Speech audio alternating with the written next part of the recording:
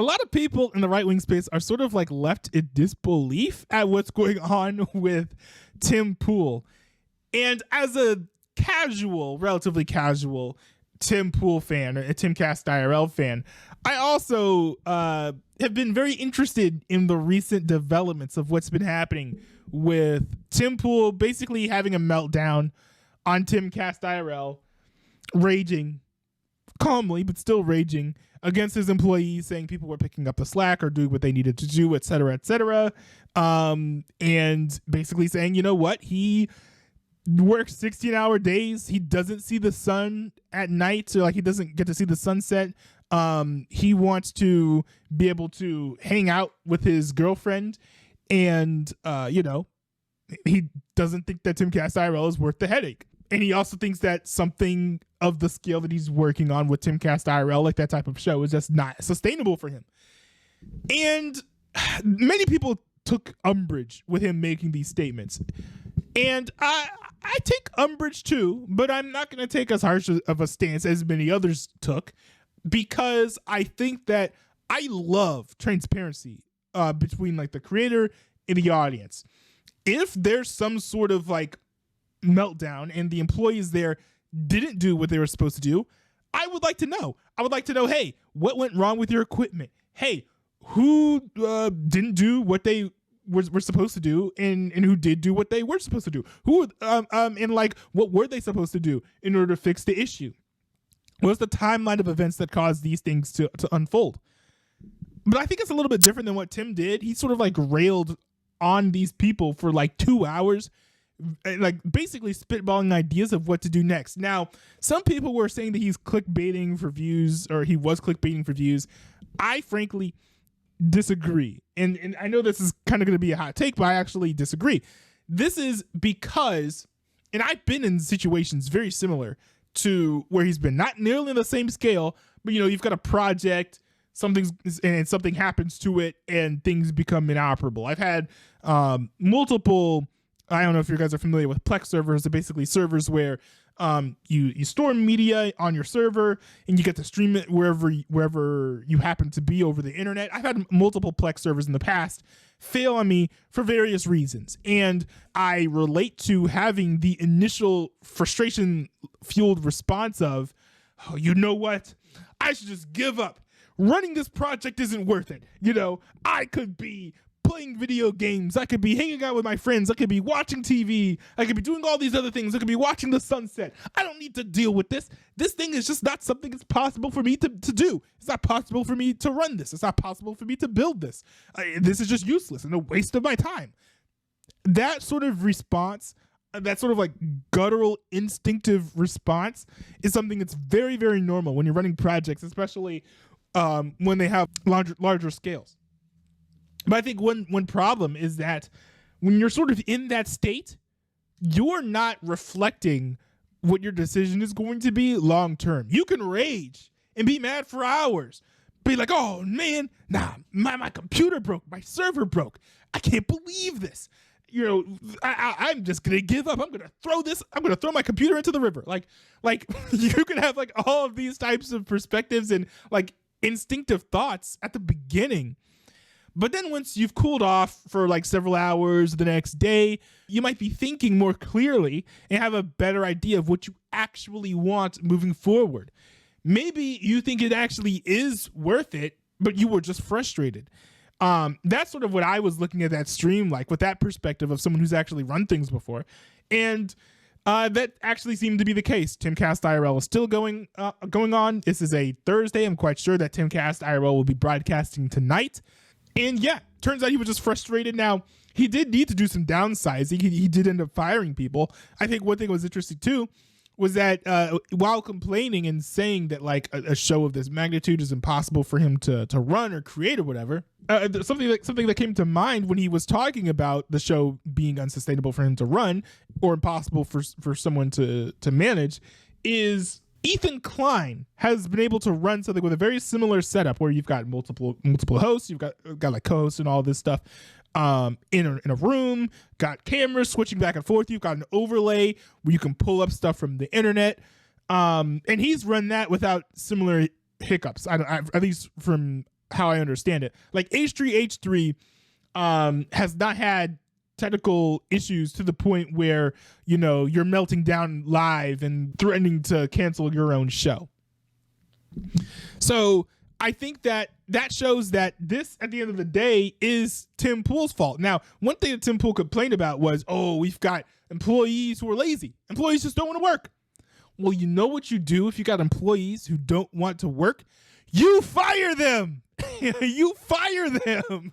You don't keep them on staff and then complain about them not doing what you've hired them to do. Look, if employees are being lazy and you're continuing to employ them, be honest with yourself. You're hiring people to be lazy for you. That's literally what you're doing. You can't do that. That's not sustainable. So this guy has hired these people who apparently are not doing what they're supposed to be doing, and then he's complaining that they're not doing what they're supposed to be doing. Hire better people.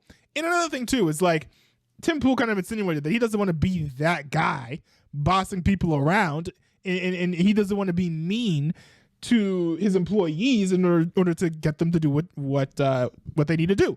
But I think at a certain point you have to realize, hey, if you're in like a even in social situations, you can be in a leadership role, right? And part of being a leader is you have to say things that people aren't going to like, or say things that will cause tension between people. So sometimes you have to have difficult conversations and be like, hey man, you've got to do this.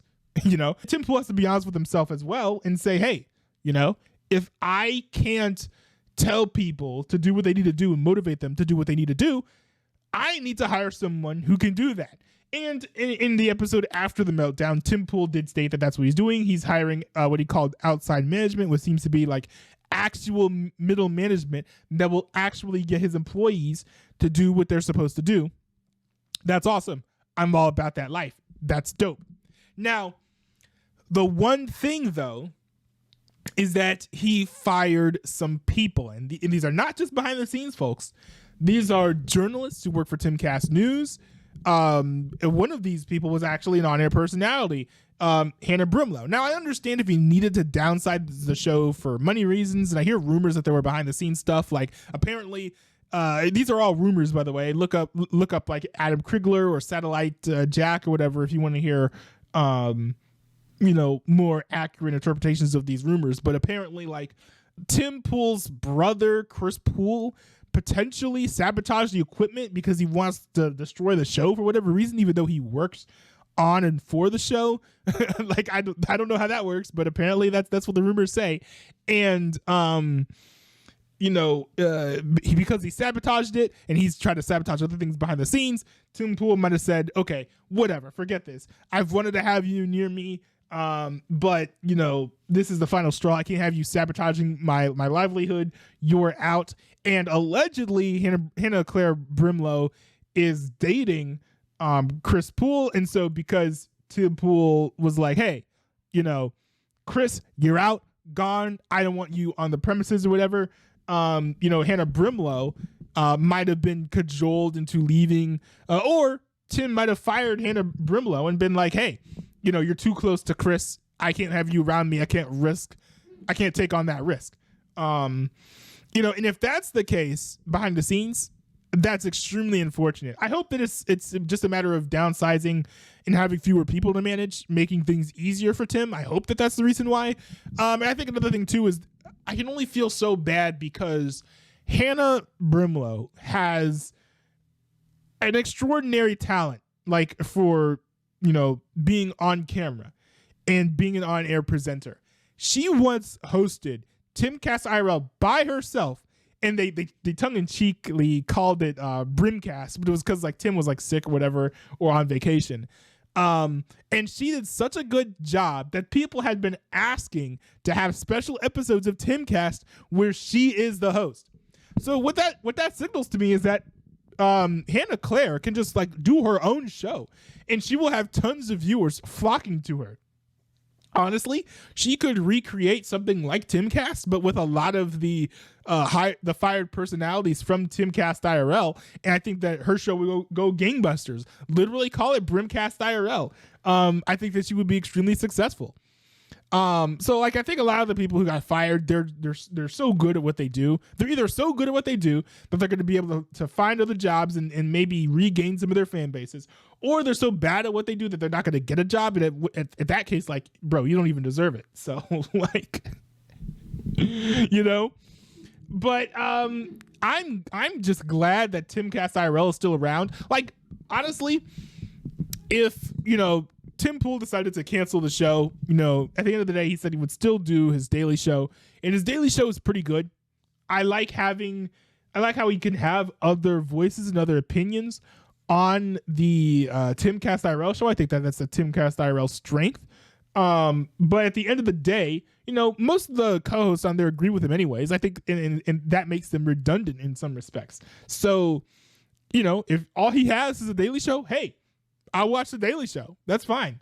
But, you know, I just hope that, you know, things calm down behind the scenes. Oh, also, I forgot to mention that part of this happened because he was already stressed because he had this secret that he was harboring from his audience for a while. And this deep, dark secret was that he and his girlfriend are expecting. And actually, like, he and his girlfriend are engaged, whatever, like they're going to become a nuclear family, whatever.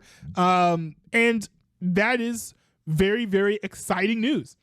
I wish them the best. I hope all that stuff goes well. And I can understand with all of that going on behind the scenes, how that would add extra stress and make him question whether or not he wants to continue Timcast IRL as well. You know, I would hope that he takes a paternity leave. He needs to find some sort of fill-in host as well who can still do the show so that he could take some days off, because otherwise that's going to be a mess. Him, you know, being a full-time parent while also, you know, doing shows literally from like the sun going up to the sun going down. That's just not going to be a good recipe. But I also hope that he can find a way to transition perhaps into, you know, from running a show to being on a show, right? Because that's a possibility too. There's a difference between running a company and running a show and being part of a show. I think a healthy way to transition like into being more present with his child, if that's something he wants to do, is eventually find another host who can, you know, run Timcast IRL from time to time, and then transition into one of those hosts being the main host. And then, you know, whenever he wants to, like if there's really big news or something he really wants to talk about live in the evening, then he can pop in and be on Timcast IRL as like one of the guests or even as the guest. But, you know, hand that off to someone else. Pass the torch. Rush Limbaugh did the exact same thing. He had a roster of guest hosts that he would filter, that he would cycle through. Like Mark Stein was my favorite, but Dan Bongino, he was the one who ended up getting that spot. I think that it's fine if he transitions it, but I hope that the show at least continues, because I think that, yeah, the audience is great. I find the commentary interesting. Yeah, I hope that the show doesn't end up getting destroyed, but I also want the best for Tim.